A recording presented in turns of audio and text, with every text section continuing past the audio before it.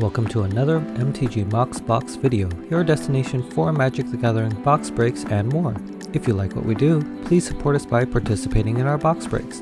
You can find us on our website, MTGMoxBox.com, or through our listings on eBay under seller handle MTGMoxBox. You can also find us on social media in the links in the description below, and watch us play Magic on Twitch under MTGMoxBox. Finally, don't forget to like and subscribe, and leave a comment to let us know what you think. This video series will look at price movements of cards in recently released Magic the Gathering sets. We'll highlight moves greater than $2 and try to point out any trends we're seeing. You can use this information to see if you should wait on a particular card or pull the trigger before the price goes higher. One thing to note for this video is that some of the weekly jumps in price may be due to cheaper copies being purchased during sales over the holiday weekend. First is Modern Horizons 2, which released June 18th, 2021. It has now been almost 6 months since this set's release, and we're continuing to see prices either hold steady or creep up.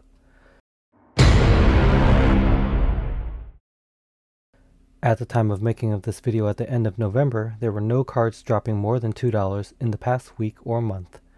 This week, we'll focus on cards hitting new highs, followed by cards moving the most higher in the past week.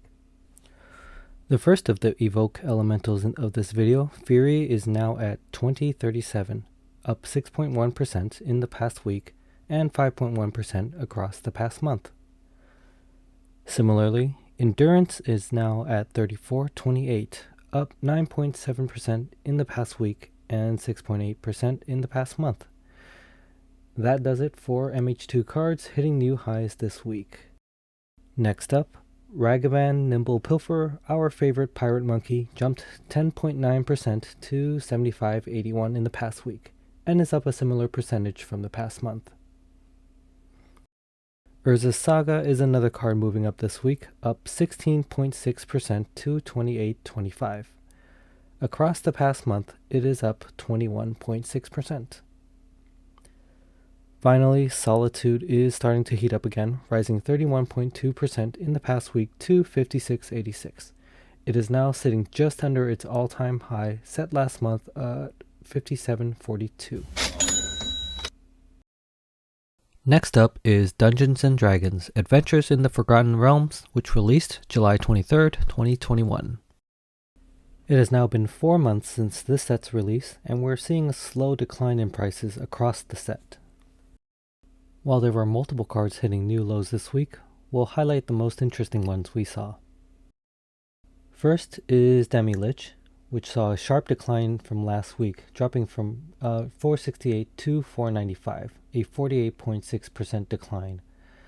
Across the month, it is down 54.5%.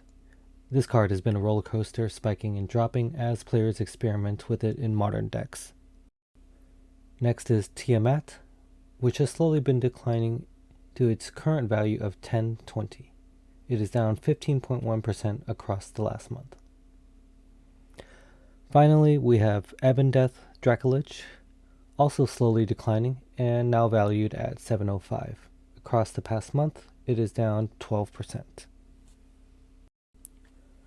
The Dungeons & Dragons set is like a mirror image of Modern Horizons 2 in this video. There were no cards rising more than $2 in the past week or month. Next up is Midnight Hunt, which released September 24th, 2021. We are at just over 2 months since this set's release, and prices are still fluctuating. Let's take a look at some interesting moves across the spectrum. One notable card hitting new lows this week is Arlen, the Pack's Hope, which transforms into Arlen the Moon's Fury. It is now at 1067 and is down 9% across the past month. Next is Renin 7, bouncing up slightly this week to 1920. Across the month, it is down 13.8%. In the middle of the spectrum is Teferi, who slows the sunset.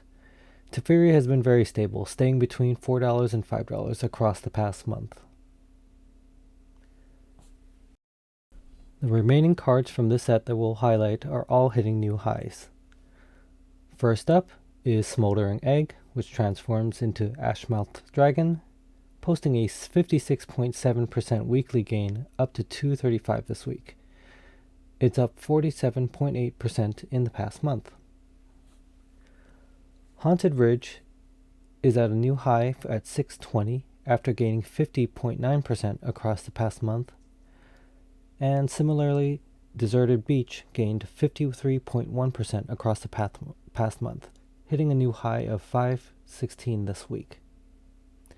Finally, the Meat Hook Massacre jumped 8.41 from last week to 43.11, setting another new high. The last time it was above $40 was in early October.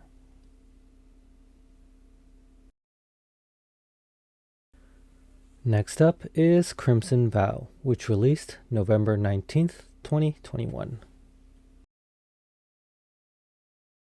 This is the first video since the release of Crimson Vow, which came out just over a week ago, and prices are moving wildly. As prices tend to come down from pre-release pricing, to narrow down the scope for this video, we'll look at several notable cards hitting new lows. One of the largest declines from pre-release was Jacob Hauken, Inspector, which transforms into Hauken's Insight. We captured the pre-release price at $29.75 and is now at $1, or 3.4% of the peak asking price. Another card that saw a steep decline was Edgar, Charmed Groom, who transforms into Edgar Markov's Coven. Pre-release price was at $14.77 and is now at $105, or 7.1% of the peak asking price. Any new Edgar card was always going to have a tough time being compared to the broken original, but I wasn't expecting this drastic a difference. The last notable card we'll discuss that dropped this week was Manaform Hellkite, now at $10.04. Expectations were slightly better here, as it is still at 43.4% of the peak asking price of $23.11. What about the top cards of the set? Let's take a look at the top 5 most expensive cards at the moment. Sorin the Mirthless comes in at number 5 at $10.03. This is of course for the standard version of the card only. The borderless and showcase variants will vary based on demand for that particular version. Olivia, Crimson Bride, is currently in the number 4 spot at $10.65. She's doing far better than her groom. Ava Brook Caretaker, which transforms into Hollowhenge Huntmaster, occupies the number 3 spot, currently valued at $14.15. Cultivator Colossus takes the number 2 spot at $18.52, just barely being beat out by the top card.